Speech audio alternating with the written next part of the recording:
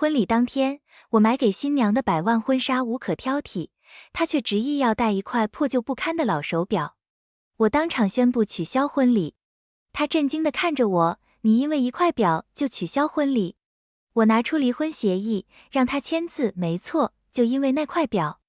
所有人都说我疯了，他们无法相信我会因为一样毫无价值的东西，结束一段10年的感情，还在众目睽睽之下提出离婚。父亲走上前，狠狠扇了我一记耳光，跪下，你这个丢人现眼的东西。岳母尖叫着说我毁了他女儿的未来，像退货品一样抛弃了她。我看着地腕上的表，指针停在3.07分，笑了。然后我打给助理，是时候了，把一切公之于众。我要离婚。第1章，交换戒指时，我握着亚斯明·沃尔什的手，目光落在她的手腕上，那里戴着一块老旧的银色手表，表盘泛黄，指针永远停在3.07分。把手表摘了，我说。她的笑容僵住了，她本能地把手缩回。杰登·伯克，别闹了，大家都在看呢。我一动不动。我轻声重复，但声音足以让整个大厅听见，把手表摘了。他的表情瞬间变了，眼中闪过一丝恐慌，一种我从未见过的激烈情绪。你什么意思？你知道这块表对我意味着什么？他说。我知道。我松开他的手，拿出一份我早已准备好的文件，正因为我知道，所以我要离婚。他目瞪口呆地看着我，然后看向那份标着离婚协议的文件。身体开始颤抖。杰登，你再说一遍。我说我要离婚，全都是因为那块表。我翻到已签好我名字的那一页，推到他面前。全场哗然。他疯了吗？伯克家的继承人因为一块旧表要离婚？开什么玩笑？他肯定是想搞点节目效果，给婚礼添点料。可怜的亚斯明，嫁了个疯子，在自己婚礼上受这种羞辱。窃窃私语像无数根尖针，刺穿了他的自尊。他的眼泪立刻涌了上来，眼睛红了，嘴唇颤抖着，却一个字也说不出来。他的母亲，我即将成为前岳母的索菲亚，贝克冲过来抓住我的衣领。杰登，你还是不是男人？为了一块表当众这样羞辱他？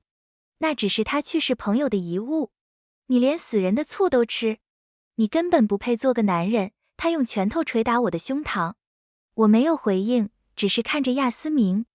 10年相伴，从校服到婚纱，我曾以为我们是命中注定，但站在这里，看到他是如此拼命地护着那块表，我才明白，我可能从未真正参与过他的过去。为什么？就为了一块表？我们这10年对你来说算什么？他终于哭喊着问道，紧紧攥着文件。我点点头，声音冰冷而平稳，是的，就是因为这块表。我催促他，签字吧，别让场面更难看了。这句话击垮了他，他颤抖着将离婚协议撕得粉碎。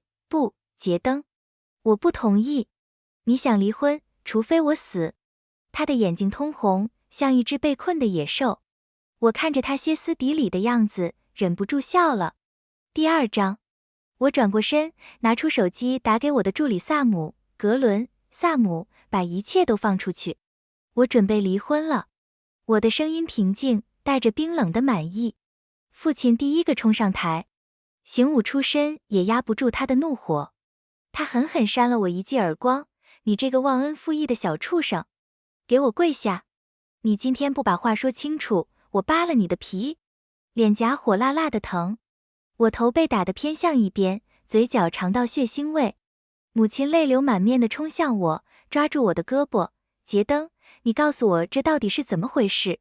你和亚斯明一起长大，我们看着你们感情这么好，怎么可能因为一块表就闹成这样？就是，父亲指着我怒吼，你忘了是谁天天给你送水？是谁在你生病时守了你3天3夜？就是这个女人。今天你就这么对她？你还有没有良心？亚斯明在母亲怀里抽泣，几乎要悲痛的晕厥过去。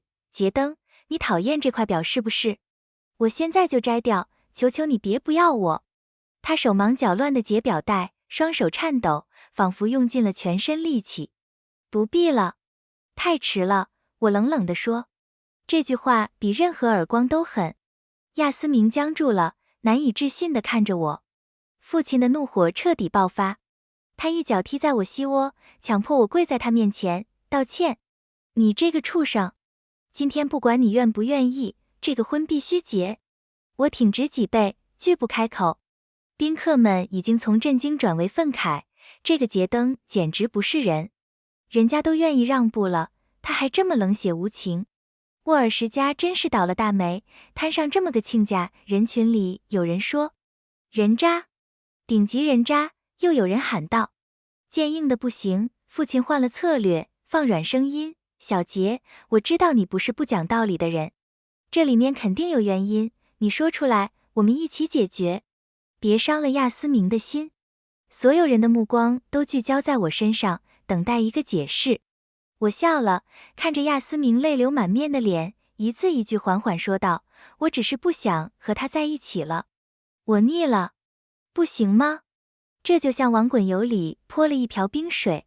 大厅炸开了锅，亚斯明瘫倒在母亲肩上，身体软绵绵的，眼神彻底失去了光彩。杰登，你可以不爱我，但你不能这样羞辱我。我们10年的感情，在你眼里就一文不值吗？他的声音微弱、脆弱、颤抖。你这个没良心的东西！母亲的表情从心痛变成了彻底的失望。父亲的拳头紧握，青筋暴起，强忍着再次动手的冲动。我没理会他们，慢慢站起身，掸了掸膝盖上的灰。在众人面前，我居高临下地看着亚斯明，带着冰冷的轻蔑，说出了最后的话：法庭上见。婚礼在一片混乱中收场。父亲公开表态支持亚斯明，并警告我若不回头，就将我从伯克家族除名。第二天，各大媒体头条炸开了锅。伯克家族继承人因一块表取消婚礼，10年感情一朝散，无情阔少当众悔婚，痴心女泪洒现场等话题迅速冲上热搜榜首，引爆全网。第3章，我不知道是谁录下了婚礼现场，我冷漠鄙夷地看着亚斯明的片段被疯狂传播，短时间内被做成无数表情包。一夜之间，我成了世纪渣男。有评论说，他以为自己是谁？为了一块旧表取消婚礼，不过是个被宠坏的富二代在耍脾气。另一条说，亚斯明太可怜了，10年青春错付，还被当众羞辱。还有人说，听说那表是他网友的遗物。杰登连死人的醋都吃，心眼这么小，是不是男人？网友甚至人肉出我公司和家庭的地址，每天都有鸡蛋和油漆泼到我门上。伯克集团的股价一夜间蒸发数十亿。父亲召开新闻发布会，宣布与我断绝关系，表明我的一切行为纯属个人行为，与伯克家族无关。昔日巴结我的亲戚朋友纷纷拉黑断交，唯恐避之不及。我成了彻头彻尾的孤家寡人。而此时，我正躺在酒店总统套房里，看着电视上亚斯明接受的专访。她穿着简单的白色连衣裙，脸色苍白，眼睛红肿，一副委屈却又坚韧的模样。请大家不要再攻击杰登了，她对着镜头，声音哽咽，我相信她是一时冲动。我们10年的感情是真的，这中间一定有误会。他是因为太在乎我，才会对那块表反应那么大。我会等他冷静下来。我们不离婚，我们会永远在一起。他的表演无懈可击，显得无比大度、宽容、痴情，反倒让我正当的决断显得像幼稚、过分的无理取闹。媒体盛赞他的宽容，全网一片颂扬之声。我看着屏幕上他完美的形象，笑出了声。我拨通了他的电话，接通的很快。当记者们意识到来电者是谁时，所有麦克风都对准了扬声器。杰登，亚斯明的声音充满希望，你终于打电话来了。你想通了吗？我不怪你婚礼上的事，我们重新开始。你想多了，我轻笑一声打断，只是提醒你，明早9点，法院门口见。别迟到。我挂了电话，但他那声尖锐的抽泣声在断线前清晰可闻。发布会现场瞬间乱成一团，谴责声震耳欲聋。渣男，禽兽，枉费亚斯明小姐一片痴心。我还能听到电话那头她破碎而绝望的哭声。杰登，我们一定要走到这一步吗？我轻笑，确保声音能盖过嘈杂。当然，不仅要离婚，你名下我赠予的所有房产、股票、基金，我会一并收回，一分不留。从此以后，你我陌路。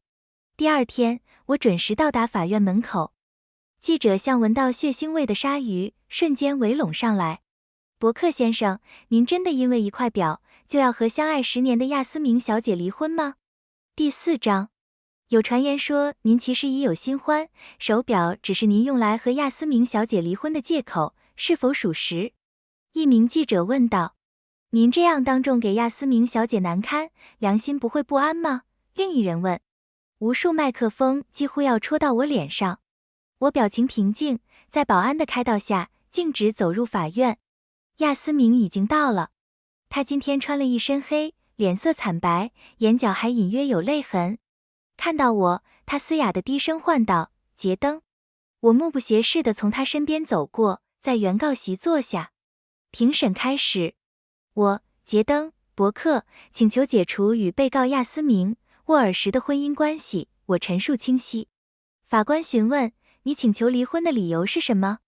没等我回答，亚斯明猛地一拍桌子，哭喊道：“我不同意离婚！杰登，你告诉我为什么？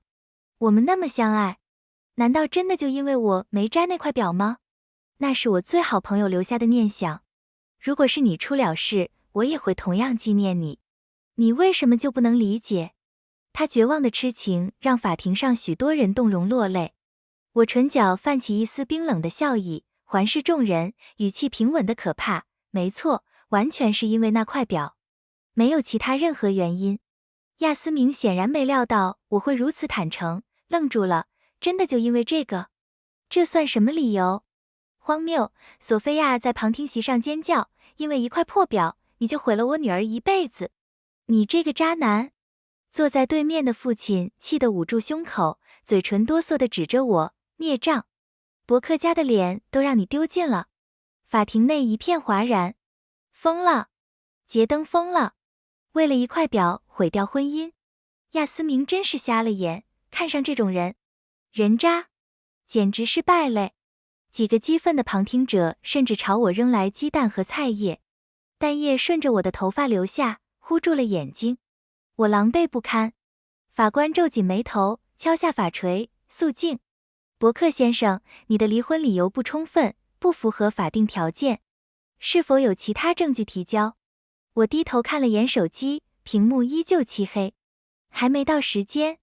我摇了摇头，没有。那么，因证据不足，本院驳回原告杰登·伯克的离婚请求。法官说着，举起法锤准备宣判。等等，就在法锤即将落下的瞬间，我的手机屏幕亮了，积压已久的重负瞬间卸去。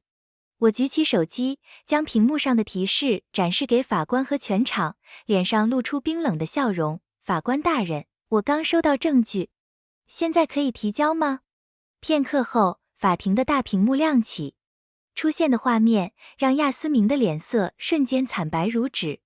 他僵在原地。